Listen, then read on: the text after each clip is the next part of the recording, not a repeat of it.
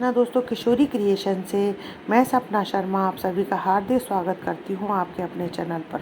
दोस्तों, आज के वीडियो में मैं आपके लिए कार्तिक मास महात्म्य का 29वां अध्याय लेकर के आई हूँ। इससे पहले के 28 अध्याय जो है मैंने मेरे चैनल पर डाले हुए हैं।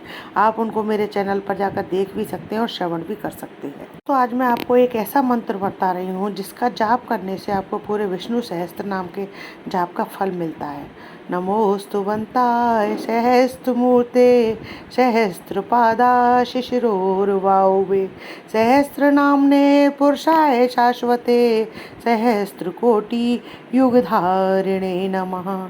सहस्त्रकोटि युगधारिणे नमः। विष्णु सहस्त्र नाम के जाप से जीवन की सब परेशानियां दूर हो जाती हैं और सब सुख सुलभ हो जाते हैं, परंतु रोज विष्णु सहस्त्र नाम का जाप करना बहुत मुश्किल है। ऐसे में इस मंत्र का जाप करके विष्णु सहस्त्र नाम के जाप का लाभ प्राप्त किया जा सकता है। ये जाप से जो है पूरे विष्णु सहस्त्र नाम के फल का आप पुण्य पा सकते हैं।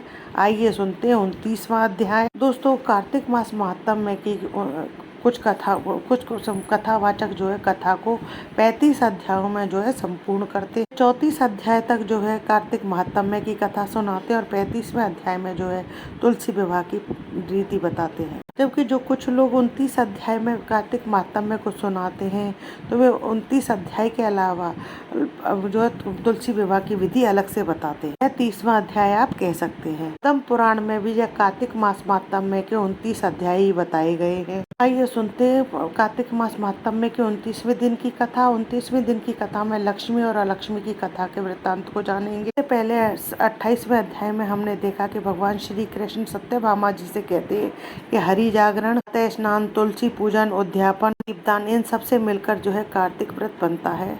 जो है सूत जी महाराज से पूछते हैं कि यदि मनुष्य संकट में पड़ जाए, गहरे वन में फंस, फिर रोगी हो जाए, उस समय जो है इस व्रत को किस तरीके से निभाया जाए। सूत जी कहते हैं, ऐसा पुरुष जो विष्णु और शिव के मंदिर में जाकर जागरण करे, फिर पीपल के वृक्ष के नीचे या तुलसी के वन में जाकर जागरण करे, उस व्यक्ति को जो है कार्तिक व्रत का पूरा लाभ मिलता है। मनुष्य जो है विष्णु भगवान के मंदिर में जाकर विष्णु सहस्त्र नाम का जाप करता है तो उसे 1000 गायों के दान का फल मिलता है। और उद्यापन नहीं कर सके तो ब्राह्मणों को भोजन करावे। सब के अभाव में बड़ व पीपल का पूजन करे। पूछते हैं कि बड़ और पीपल ही पूजनीय क्यों है। सूत जी बताते हैं कि पीपल जो है भगवान विष्णु का स्वरूप है और बड़ जो है भगवान शिव जी का स्वरूप है। पलाश जो है ब्रह्मा जी का स्वरूप है। ऐसा इसलिए है कि एक बार नाराज होकर के पार्वती जी ने सभी देवताओं को वृक्ष होने का श्राप दे दिया था। पीपल को जो है शनिवार के दिन ही स्पर्श करना चाहिए, अन्य दिनों में स्पर्श नहीं करना चाहिए। तो आगे का वृत्तांत जो हम 29 अध्याय में जानेंगे। आइए जानते हैं। ऋषि बोले, सूत जी, ये पीपल छूने योग्य क्यों नहीं है और ये शनिवार के दिन ही क्यों छूना चाहिए। तब सूत जी बोले, समुद्र मंथन के समय जो रत्न देवताओं को मिले उनमें से लक्ष्मी और कौस्तुभ मणि विष्णु जी ने ले लिए थे। तो भगवान ने लक्ष्मी जी को अपनी पत्नी स्वीकार किया। लक्ष्मी जी ने भगवान से प्रार्थना कहा कि लक्ष्मी जी बोली, मेरी बड़ी बहन का संस्कार अर्थात विवाह किए बिना आप मुझे छोटी के साथ कैसे विवाह कर सकते हैं। मेरा विवाह हो इससे पहले मधुसूदन मेरी बड़ी बहन अलक्ष्मी का विवाह कर दो, फिर मेरे संग विवाह करो, यही सनातन धर्म है। जी बोले, विष्णु जी ने लक्ष्मी जी की इस बात को सुनकर तपस्वी उद्दालक मुनि को अपने अनुरोध से अलक्ष्मी को दे दिया। उस अलक्ष्मी का स्थूल मुख था, श्वेत दांत, जीर्ण शरीर, लाल नेत्र और बाल रूखे थे, कुल आवाहीन थी। धर्मज्ञ उद्दालक मुनि ने विष्णु के अनुरोध से उसको अंगीकार कर वेद ध्वनि के साथ अपने आश्रम में ले आए। अलक्ष्मी होम से सुगंधित धुआं और वेद ध्वनि जहाँ हो रही थी, ऐसे आश्रम को देखकर दुखी होकर और क्रोध कर बोली, हे ब्राह्मण, यहाँ पर वेद ध्वनि हो रही है, यह स्थान मेरे योग्य नहीं है, मैं यहाँ नहीं रहूंगी, इसको दूसरी जगह ले जाना चाहिए। उद्दालक मुनि बोले, हे कांते, तुम यहाँ क्यों नहीं रहोगी, सो बताओ तेरे योग्य कौन सा स्थान है। लक्ष्मी बोली, जहाँ वेद ध्वनि होती हो, अभ्यास अगत का सत्कार होता हो, यज्ञ दान आदि होते हो, वहाँ मैं नहीं रहती। जहाँ स्त्री पुरुष प्रेम से रहते हैं, पितर और देवता का पूजन होता है, वहाँ मैं नहीं बसती हूँ। धमी नीति में कुशल धर्मात्मा प्रिय बोलने वाला गुरु की पूजा करने वाले रहते हो, वहाँ मेरा निवास नहीं है।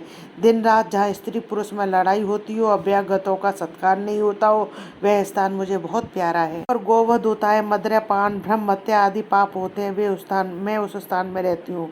सूत जी बोले, इस प्रकार लक्ष्मी के वचनों को सुनकर उदास मुख होकर अलग ऋषि बोले, हे ज्येष्ठ, जब तक मैं तुम्हारे निवास के लिए यथा योग्य स्थान देख कर ना लौटूं तब तक तुम इस पीपल के वृक्ष के नीचे रहो। सूत जी बोले, इस प्रकार लक्ष्मी को बैठा कर उद्दालक चल दिए।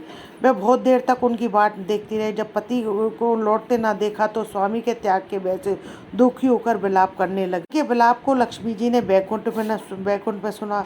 लक्ष्मी जी ने व्याकुल होकर विष्णु जी से निवेदन किया, हे स्वामी, मेरी बड़ी बहन पति के त्याग से बड़ी दुखी है।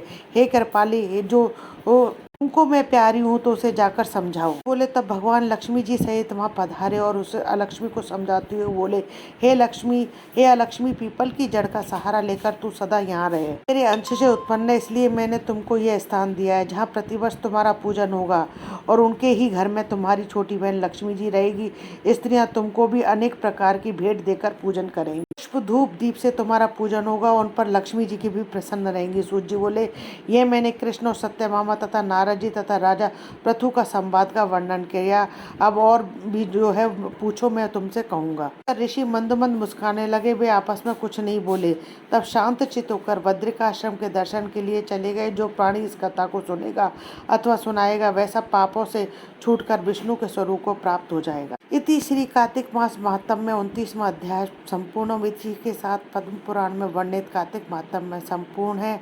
अब अगले और अंतिम अध्याय में तुलसी विवाह की विधि बताई जाएगी। दोस्तों, यदि आपको मेरा ये वीडियो पसंद आए तो प्लीज़ मेरे वीडियो को ज़्यादा से ज़्यादा लाइक और शेयर करें। यदि आपने अभी तक मेरे चैनल को सब्सक्राइब नहीं किया है तो उसे सब्सक्राइब करना ना भूलें। पास ही में बेल आइकन को दबाएं जिससे मेरे आने वाले हर नए वीडियो का नोटिफिकेशन आपको मिल जाए।